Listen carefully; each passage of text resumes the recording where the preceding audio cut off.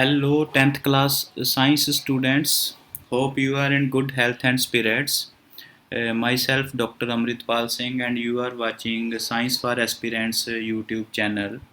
So in our previous lecture we have discussed the assignment number 1 of chapter 10, that is reflection of light, and then we have talked about the types of mirror ਜਿਹਦੇ ਵਿੱਚ ਆਪਾਂ plane mirror ਤੇ spherical mirror ਦੇ ਬਾਰੇ ਗੱਲ ਕੀਤੀ ਸੀ।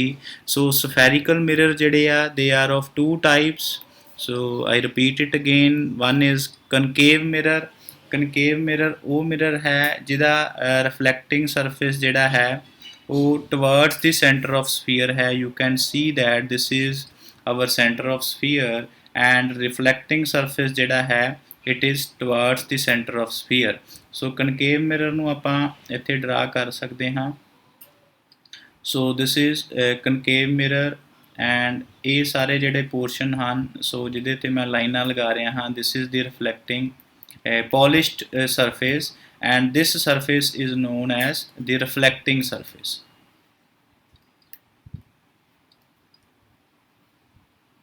And ਇਹਨੂੰ ਜਦੋਂ ਮੈਂ ਅੱਗੇ ਐਕਸਟੈਂਡ ਕਰਦਾ ਹਾਂ ਤੇ ਜਿਹੜਾ ਹੈ ਇੱਕ ਸਫੈਰੀਕਲ ਫਾਰਮ ਦੇ ਵਿੱਚ ਆਪਾਂ ਇਹਨੂੰ ਡਰਾ ਕਰਕੇ ਦੇਖ ਸਕਦੇ ਹਾਂ and this is the centre of sphere and in opposite convex mirror ਜਿਹੜਾ ਹੈ ਉਹ ਸੈਂਟਰ ਦੇ ਵਿੱਚੋਂ ਮੋਟਾ ਹੁੰਦਾ ਹੈ ਤੇ ਸਾਈਡਾਂ ਤੋਂ ਜਿਹੜਾ ਹੈ ਉਹ ਪਤਲਾ ਹੁੰਦਾ ਹੈ, ਜਦ ਕਿ ਕਨਕੇਵ ਮਿਰਰ ਜਿਹੜਾ ਹੈ ਉਹ ਸਾਈਡਾਂ ਤੋਂ ਮੋਟਾ ਹੁੰਦਾ ਹੈ ਤੇ ਸੈਂਟਰ ਚੋਂ ਪਤਲਾ ਹੁੰਦਾ ਹੈ।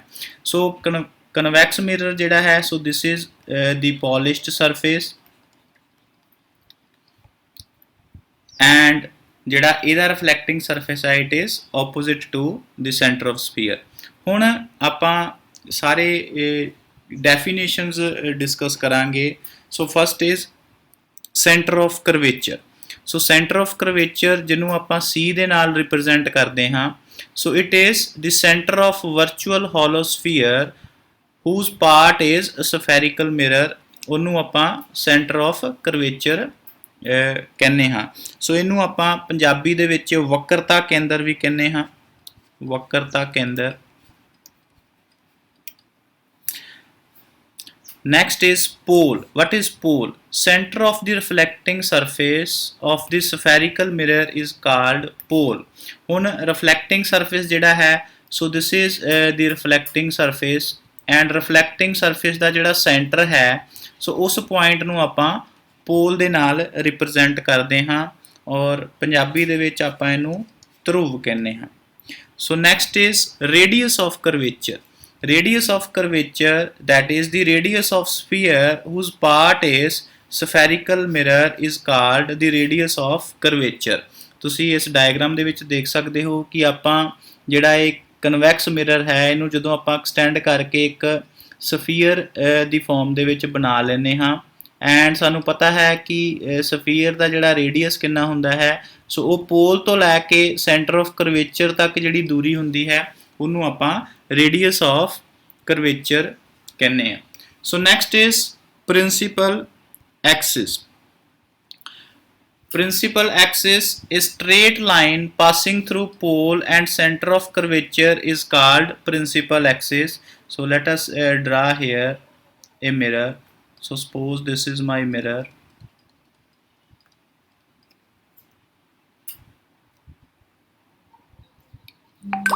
And this is the center of curvature. This is the pole and pole ਤੇ center of curvature ਦੇ ਵਿੱਚੋਂ ਜਿਹੜੀ line ਪਾਸ ਹੋ ਰਹੀ ਹੈ ਸੋ ਉਸ ਲਾਈਨ ਨੂੰ ਆਪਾਂ ਕੀ ਕਹਿੰਦੇ ਹਾਂ ਸੋ that is known as principal axis. so principal axis. next is principal focus. principal focus ਕੀ ਹੈ the point at which incident ray parallel to the principal axis meet or appear to meet after a reflection is known as principal focus.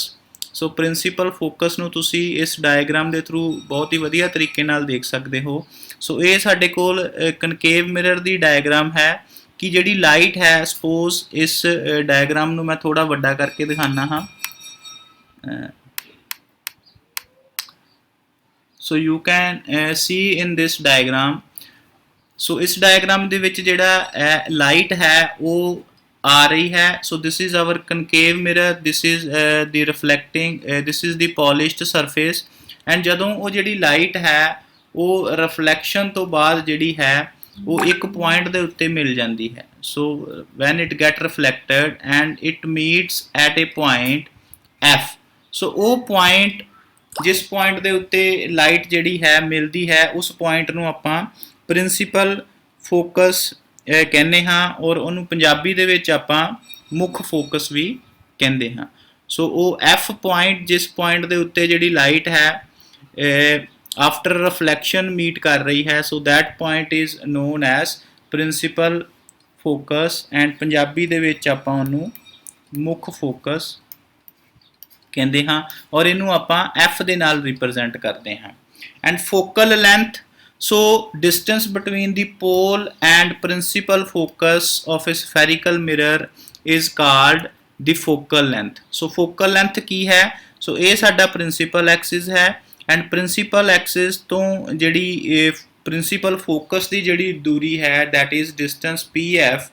So PF ਨੂੰ ਆਪਾਂ focal length ਦੇ ਬਰਾਬਰ ਹੈ. ਸੋ ਇਹਨੂੰ ਆਪਾਂ small f ਦੇ ਨਾਲ represent ਕਰਦੇ ਹਾਂ. ਸੋ these are some of the definitions ਜਿਹੜੀਆਂ ਆਪਾਂ terms use ਕਰਨੀਆਂ ਹਨ. Now next very important is image formed by concave mirror. ਹੁਣ concave mirror ਦੀਆਂ ਜਿਹੜੀਆਂ 6 ਤਰ੍ਹਾਂ ਦੇ image ਬਣਾਉਂਦਾ ਹੈ. You can see 1 2 3 4 5 and 6. ਸੋ ਇਹ 6 ਤਰ੍ਹਾਂ ਦੇ ਜਿਹੜੇ image ਆਪਾਂ discuss ਕਰਨੇ ਹਨ. So first case is when the position of the object is at infinity. ਜਦੋਂ this is our first case, ਜਦੋਂ ਜਿਹੜੀ ਲਾਈਟ ਹੈ ਉਹ ਇਨਫਿਨਿਟੀ ਤੋਂ ਆ ਰਹੀ ਹੈ, ਉਸ ਕੇਸ ਦੇ ਵਿੱਚ ਉਹ ਜਿਹੜੀ ਲਾਈਟ ਜਦੋਂ ਸਟ੍ਰਾਈਕ ਕਰਦੀ ਹੈ. So let me focus on this diagram.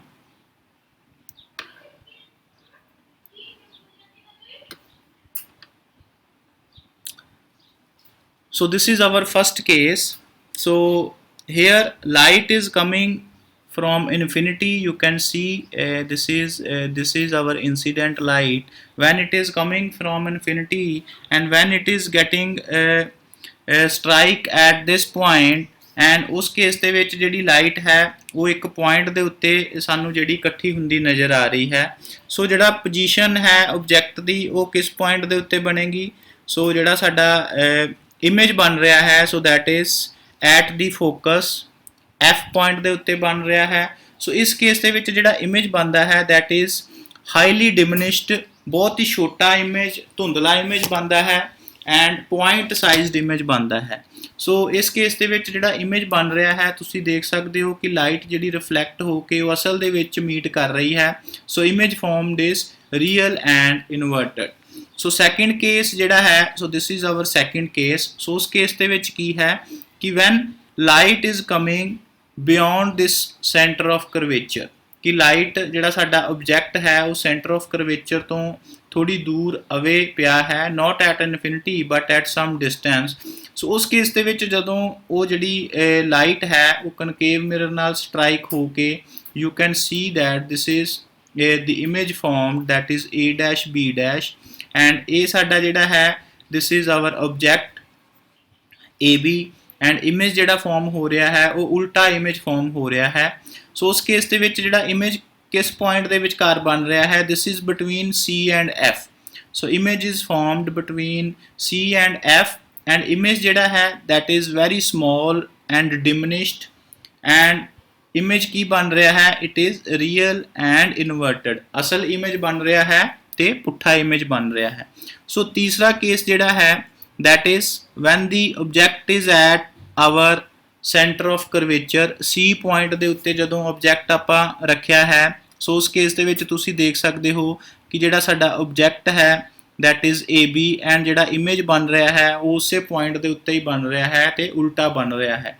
So when object is at C, ਉਸ ਕੇਸ ਦੇ ਵਿੱਚ ਜਿਹੜਾ ਸਾਡਾ ਇਮੇਜ ਵੀ ਬਣਦਾ ਹੈ ਉਹ ਸੈਂਟਰ ਆਫ ਕਰਵੇਚਰ ਤੇ ਬਣਦਾ ਹੈ, ਐਂਡ ਜਿਹੜਾ ਸਾਈਜ਼ ਹੈ that is of same size and this is real and inverted. Fourth example is fourth ਜਦੋਂ ਜਿਹੜਾ ਸਾਡਾ object ਹੈ that is between C and F, object ਨੂੰ ਜਿਹੜਾ ਹੈ ਉਹ ਆਪਾਂ this is our object AB ਉਹਨੂੰ ਆਪਾਂ C ਤੇ F ਦੇ ਵਿਚਕਾਰ ਰੱਖਿਆ ਹੈ and ਜਿਹੜਾ image ਬਣ ਰਿਹਾ ਹੈ ਤੁਸੀਂ ਦੇਖ ਸਕਦੇ ਹੋ ਕਿ image ਜਿਹੜਾ ਹੈ ਉਹ ਦੂਰੀ ਦੇ ਉੱਤੇ ਬਣ ਰਿਹਾ ਹੈ and away from center of curvature. So image is formed beyond C and image ਕੀ ਹੈ, image ਦਾ size ਜਿਹੜਾ ਹੈ object ਦੇ size ਨਾਲੋਂ ਵੱਡਾ ਹੈ. So image formed is enlarged and ਇਸ ਕੇਸ ਦੇ ਵਿੱਚ ਜਿਹੜਾ image ਕੀ ਬਣ ਰਿਹਾ ਹੈ, again it is real and inverted image. So fifth example is when we are keeping the object at principal focus. ਜਦੋਂ ਆਪਾਂ ਪ੍ਰਿੰਸੀਪਲ ਫੋਕਸ ਦੇ ਉੱਤੇ ਆਬਜੈਕਟ ਨੂੰ ਲੈ ਕੇ ਆਉਂਦੇ ਹਾਂ ਸੋ ਉਸ ਕੇਸ ਦੇ ਵਿੱਚ ਤੁਸੀਂ ਦੇਖੋਗੇ ਕਿ ਆਫਟਰ ਦੀ ਰਿਫਲੈਕਸ਼ਨ ਜਿਹੜੀ ਲਾਈਟ ਹੈ ਉਹ ਕਿਸੇ ਵੀ ਪੁਆਇੰਟ ਦੇ ਉੱਤੇ ਮੀਟ ਨਹੀਂ ਹੋ ਰਹੀ. So image is moving toward infinity. So image ਜਿਹੜਾ ਹੈ ਉਹ ਬਣ ਨਹੀਂ ਰਿਹਾ and it is moving at infinity and ਬਹੁਤ ਹੀ ਵੱਡਾ ਇਮੇਜ ਬਣ ਰਿਹਾ ਹੈ ਜਿਹਨੂੰ ਆਪਾਂ ਦੇਖ ਨਹੀਂ ਸਕਦੇ. ਸੋ ਇਸ ਕੇਸ ਦੇ ਵਿੱਚ ਕੀ ਹੋ ਰਿਹਾ ਹੈ, so the image formed is real and inverted.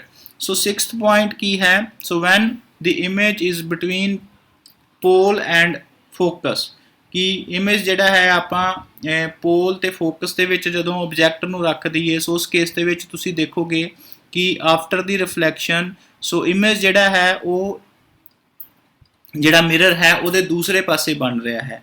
So image is formed behind the mirror and this is a enlarged image. In a enlarged image and ਇਸ ਕੇਸ ਦੇ ਵਿੱਚ ਤੁਸੀਂ ਦੇਖੋਗੇ ਕਿ ਲਾਈਟ ਜਿਹੜੀ ਹੈ ਉਹ ਆਫਟਰ ਰਿਫਲੈਕਸ਼ਨ ਸੋ ਦੂਰ ਜਾ ਰਹੀ ਹੈ ਔਰ ਸਾਨੂੰ ਇਸ ਪੁਆਇੰਟ ਦੇ ਉੱਤੇ ਉਹ ਮਿਲਦੀ ਹੋਈ ਨਜ਼ਰ ਆਉਂਦੀ ਹੈ. ਸੋ ਜਿਹੜਾ ਇਮੇਜ ਸਾਡਾ ਬਣਦਾ ਹੈ ਇਸ ਕੇਸ ਦੇ ਵਿੱਚ ਦੈਟ ਇਜ਼ ਵਰਚੁਅਲ ਇਮੇਜ ਬਣਦਾ ਹੈ ਤੇ ਸਿੱਧਾ ਇਮੇਜ ਬਣਦਾ ਹੈ. ਹੁਣ ਇੱਥੇ ਤੁਸੀਂ ਇਹਨਾਂ ਨੂੰ ਕਿਸ ਤਰ੍ਹਾਂ ਯਾਦ ਰੱਖ ਸਕਦੇ ਹੋ, so I would like to add here ਕਿ ਜਿੱਦਾਂ ਸੋ ਫਸਟ ਕੇਸ ਦੇ ਵਿੱਚ ਜਿਹੜੀ ਆਪਾਂ ਲਾਈਟ ਆਬਜੈਕਟ ਹੈ that is at infinity. So ਆਪਾਂ ਹੌਲੀ ਹੌਲੀ ਆਬਜੈਕਟ ਨੂੰ ਆਪਾਂ ਇਨਫਿਨਿਟੀ ਤੋਂ ਅੱਗੇ ਨੂੰ ਮੂਵ ਕਰਾ ਰਹੇ ਹਾਂ. ਸੋ ਇਸ ਪੁਆਇੰਟ ਦੇ ਉੱਤੇ ਆਪਾਂ ਇਹਨੂੰ beyond this centre of curvature ਫਿਰ ਆਪਾਂ ਉਹਨੂੰ C ਦੇ ਉੱਤੇ ਰੱਖ ਲਿਆ, ਫਿਰ ਆਪਾਂ ਅਗਲੇ ਚੌਥੇ ਕੇਸ ਦੇ ਵਿੱਚ C ਤੇ F ਦੇ ਵਿਚਕਾਰ ਰੱਖ ਲਿਆ, ਪੰਜਵੇਂ ਕੇਸ ਦੇ ਵਿੱਚ ਆਪਾਂ ਉਹਨੂੰ ਫੋਕਸ ਦੇ ਉੱਤੇ ਰੱਖ ਲਿਆ ਐਂਡ ਛੇਵੇਂ ਕੇਸ ਦੇ ਵਿੱਚ ਆਪਾਂ ਹੋਰ ਅੱਗੇ ਲੈ ਗਏ ਫੋਕਸ ਤੇ ਪੋਲ ਦੇ ਵਿਚਕਾਰ ਰੱਖ ਲਿਆ.